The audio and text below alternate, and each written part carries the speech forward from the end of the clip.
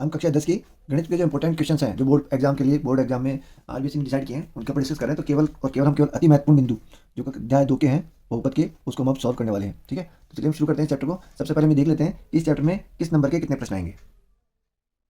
तो जैसा कि आप देख पा रहे हैं कि वस्तुनिष्ठ प्रश्न तो एक आएगा ऐसे वाला, एक अति लोकतात्मक प्रश्न आएगा एक, जिसमें अपन हमें थोड़ा सा उसको सॉल्व करके फिर हल करके लिखना होता है, और तीसरा आएगा लोकतात्मक, वो भी एक आएगा। तो इस तरह से कुल अंक होंगे वो हो गए हमारे 4, एक नंबर इसका, एक नंबर इसका, और लोकतात्मक के 2 अंक, तो कुल अंक हो गए हमारे 4।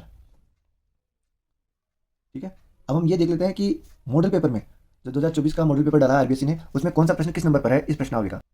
हमारी प्रश्न क्या होगी, प्रश्न क्या पहले का दूसरा, तीसरे का दूसरा अति लोकतात्मक बनेगा, और लोकतात्मक में 5वें नंबर का प्रश्न मॉडल पेपर पे दिया गया है। तो अगर आपको सॉल्व करना है तो ये प्रश्न आपको सॉल्व करने हैं हर मॉडल पेपर के। अगर आपके पास कुछ मॉडल पेपर है, चाहे वो किसी भी डेस्क वर्क के हों या आरसीएससी ने जो डाला है उसके हों, तो आपको ये क्वेश्चन बहुपद के सॉल्व करने हैं। अब हम सवालों को देख लेते हैं और इसके महत्वपूर्ण टॉपिक्स को देख लेते हैं कौन कौन से हैं। पहला बिंदु है हमारा बहुपद की घात। बहुपद की घात किसको कहते हैं, किसी भी चर की, किसी भी बहुपद में किसी भी चर एक्स के बहुपद पी एक्स में, बहुपद ये समझ लेना है आपको, क्योंकि अगर ये समझ में आ गया है तो आपका आधे से ज़्यादा काम हो जाएगा। बहुपद पी एक्स में एक्स की अधिकतम घात, एक्स की अधिकतम घात बहुपद की घात कहलाती है।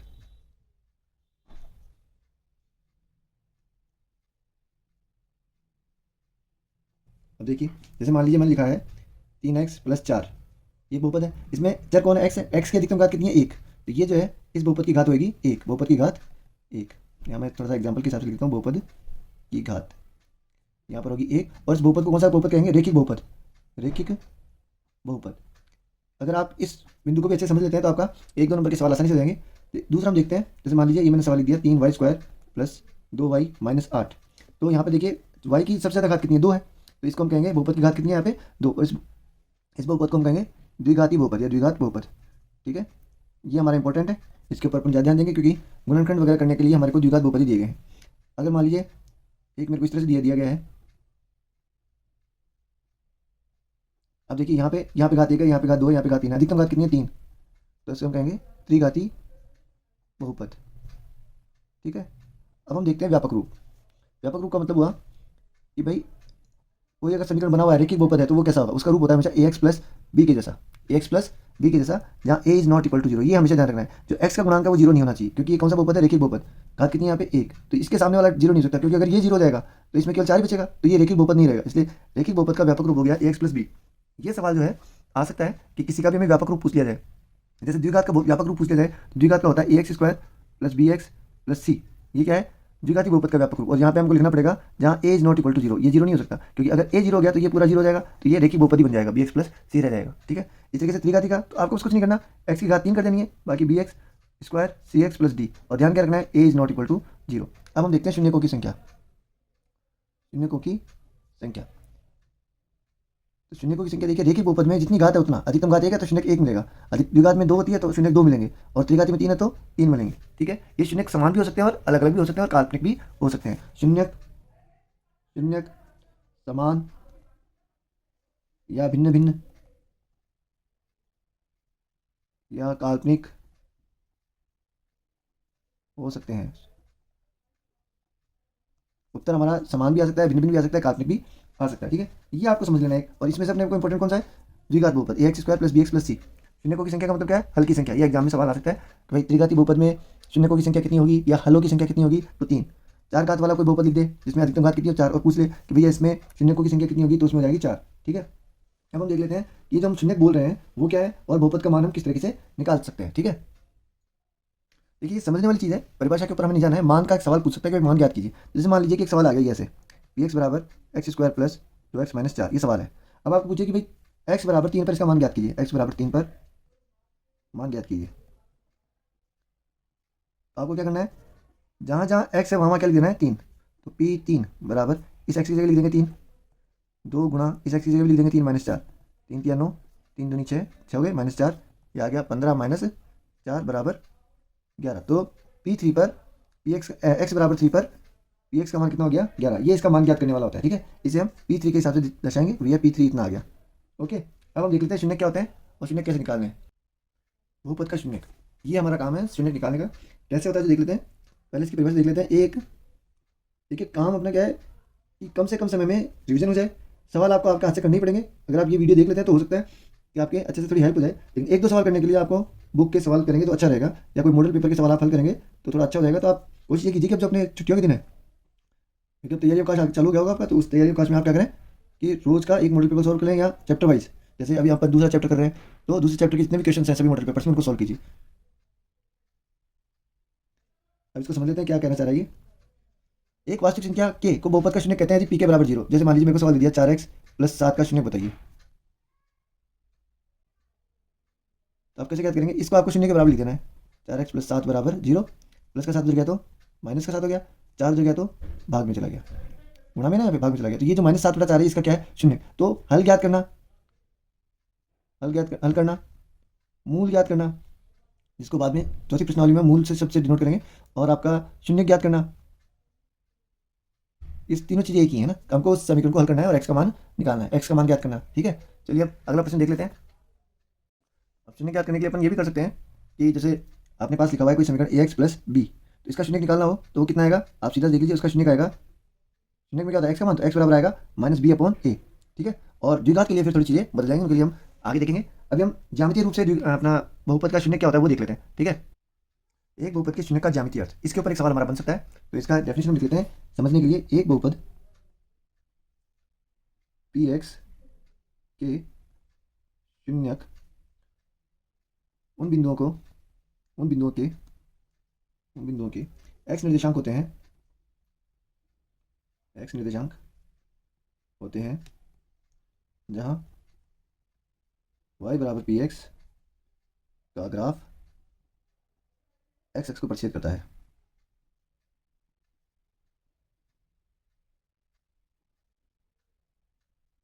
जैसे मान लीजिए इसके ऊपर जो सवाल आएगा वो कैसा आएगा कि कोई ग्राफ दिया हुआ होगा आपको, ठीक है, ये ग्राफ है, ग्राफ में एक वक्र खींचा हुआ होगा, जैसे ये वक्र है। अभी देखिए कहाँ कहाँ काट रहा है एक्स को, ये एक्स हो गया अपना, ये बेसिक बात तो आपको पता होनी चाहिए, ये वाई एक्स हो गया।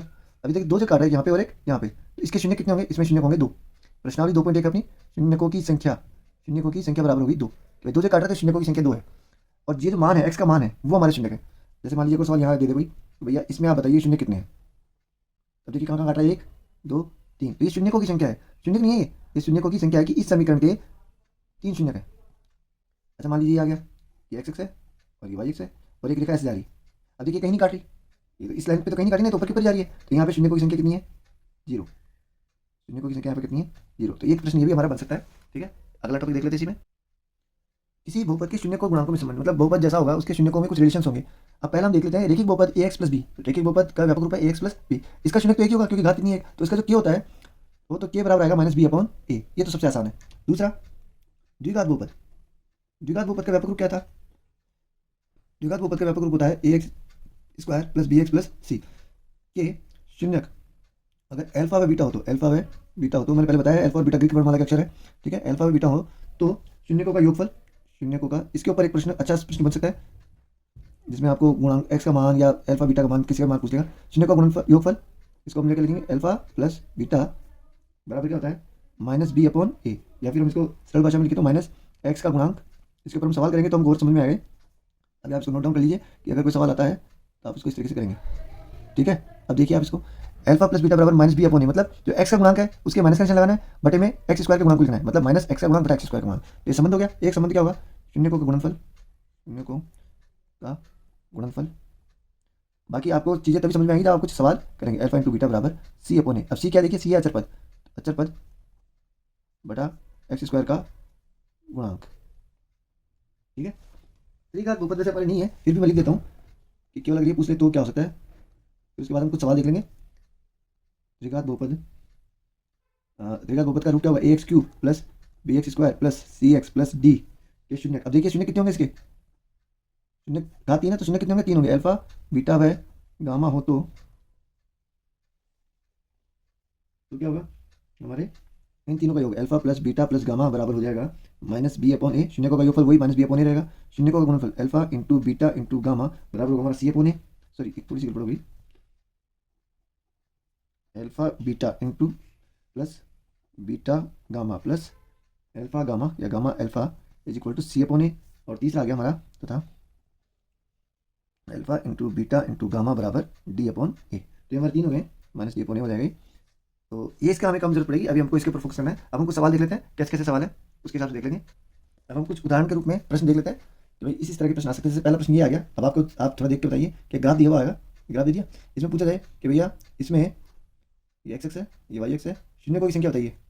ये रेखा हमको इसको तीरती जा रही है, तो इसमें शून्य की संख्या देखना किस तरह दिखेगी। ये रेखा काट रही है, कहाँ पे काट रही है, एक्स एक्स पे यहाँ पे काट रही है ना, कितनी जगह काट रही है, एक जगह। तो ये एक रेखिक बहुपद है और शून्य की संख्या क्या है, शून्य की संख्या बराबर एक। और ये कैसा कैसा बहुपद है, ये रेखिक है क्योंकि शून्य की संख्या एक है ना। तो ये इस तरह से घुमा फिरा के पूछ सकते हैं कि भाई कैसा बहुपद है, चित्र देखिए, या इसमें शून्य की संख्या कितनी है। ठीक है, दो वाला आप देख लेना, तीन वाला देख लेना, तो इसके लिए आप प्रश्नावली 2.1 को सॉल्व कर लीजिए। दूसरा क्या हो सकता है, दूसरा ये हो सकता है कि आपको शून्य और शून्यकों के गुणांकों के बीच में संबंध की सत्यता की जांच करवा ले या प्रश्न बना ले। तो हम एक प्रश्न देख लेते हैं इसके लिए। ये हमने प्रश्न लिया है कि x square minus 2x minus 8 के शून्य ज्ञात करने हैं और शून्य को तथा गुणांकों के बीच संबंध की सत्यता की जांच करनी है। इतना बड़ा प्रश्न लिया है, इसके दो तीन टुकड़े करके आ सकते हैं। या तो ये पूछ सकता है इसके शून्य ज्ञात कीजिए, या फिर ये हो सकता है कि शून्य दिए हुए हों और संबंध उनके बीच जो संबंध है उसकी सत्यता की जांच करवाए, या फिर ये हो सकता है कि एक शून्य दिया हुआ हो और फिर इनमें से इस बहुपद में से किसी एक का मान गायब कर दिया हो। तो पहले इस सवाल को देखते हैं ताकि हमारा कॉन्सेप्ट क्लियर हो जाए कि क्या क्या चीजें हैं। तो पहले शून्य कैसे क्या करते हैं, तो देखिए हम लिखेंगे प्रश्नानुसार। देखिए वही बात है, आप कॉपी में किस तरीके से लिखते हैं उससे कॉपी चेक करने वाले के ऊपर अच्छा इम्पैक्ट पड़ता है, तो वो अच्छे से नंबर देता है, मतलब मैक्सिमम नंबर देने की कोशिश करता है। वैसे तो है नहीं कि 2 नंबर के प्रश्न में 5 नंबर लिख देगा, 5 अंक दे देगा, देगा तो 2 ही अंक, लेकिन आगे के लिए आपको ज़्यादा बेनिफिशियल हो जाता है वो। इसको मैं कर लेता हूँ किस तरह से करते हैं। इस बहुपद में अचर पद को मेरे को इसके एक्स स्क्वायर के गुणांक से गुणा करना है। तो ये कितना है, -8, इसको इससे यहाँ पे ये कभी एक ही है, तो -8 को 1 से गुणा करके -8। अब मुझे दो संख्या ऐसी निकालनी है जिनको गुणा करूँ, इनको गुणा करूँ तो -8 है, और जोड़ूँ तो -2 है, बीच वाला मध्य पद का विभाजन। तो कैसे करूँगा, देखो -8 कैसे कैसे आ सकता है, -1 को -8 से गुणा करें, या +1 को -8 से गुणा करें तो -8 आते हैं, और 2 को -4 से गुणा करें तो भी -8 आते हैं। अब देखते हैं जोड़ने से 7 -2 आ रहा है, -8 में +1 जुड़ा तो -7, जोड़ रहे तो -7 आ रहा है, तो इसका मतलब ये तो हमारा उत्तर नहीं हो सकता। इन दोनों को जोड़िए, 2 में -4 जोड़िए तो -2 आ रहा है, हमें -2 ही चाहिए, तो इसका मतलब ये हमारा टुकड़ा हो गया। इसके गुणनखंड क्या हो गया, एक्स स्क्वायर -2x, क्या लिख देंगे हम, -4x + 2x -8, यहाँ हम लिख देंगे एक्स, इसमें भी एक्स कॉमन ले लिया, यहाँ बच गया x -4 प्लस के 2 एक्स, इसमें 2 कॉमन, एक्स कॉमन नहीं है तो 2 कॉमन लिया तो x -4 यहाँ बच गया। यहाँ वाली संख्या और यहाँ वाली संख्या सेम आएगी, x -4 और x + 2। ठीक है, ये दोनों गुणनखंड बन गए इसके। अब हमें निकालना है शून्य, तो शून्य के क्या होंगे, शून्य कैसे निकालेंगे, एक्स स्क्वायर -2x -8 का मान शून्य होगा यदि x -4 बराबर 0 या x + 2 बराबर 0। यहाँ पे सॉल्व करेंगे तो x बराबर क्या गया, -4 उधर गया तो +4, इसको लिख दिया एक बार तो 0 के बराबर, और एक बार इसको 0 के बराबर लिखा तो x के +2 उधर गए तो -2, तो ये दो मान आ गए, +4 और -2। तो शून्य के आगे अतः शून्य अतः एक्स स्क्वायर -2x -8 के शून्यक, एक तो हो गया -2 और एक हो गया 4। ठीक है, ये हो गया। अब हमें क्या करना है, संबंध की सत्यता की जांच। तो संबंध क्या था, संबंध हमने पहला पढ़ा है, शून्यकों का योगफल बराबर एक्स स्क्वायर का गुणा एक्स -x का गुणक बटा एक्स स्क्वायर का गुणक। तो उसको लिख लेते हैं शून्यकों का योगफल। सवाल 2 नंबर का प्रश्न तो उसको उतना ही टाइम देना है, ऐसा नहीं कि इसको इसमें हम अपना पूरा जो है जितना भी अपनी इंटेलिजेंस है सारी की सारी सीम डाल दें, जितनी आवश्यकता है उतना लिखना है। शून्य का योग बराबर -2 + 4 बराबर, इसको जोड़ा तो आगे +2।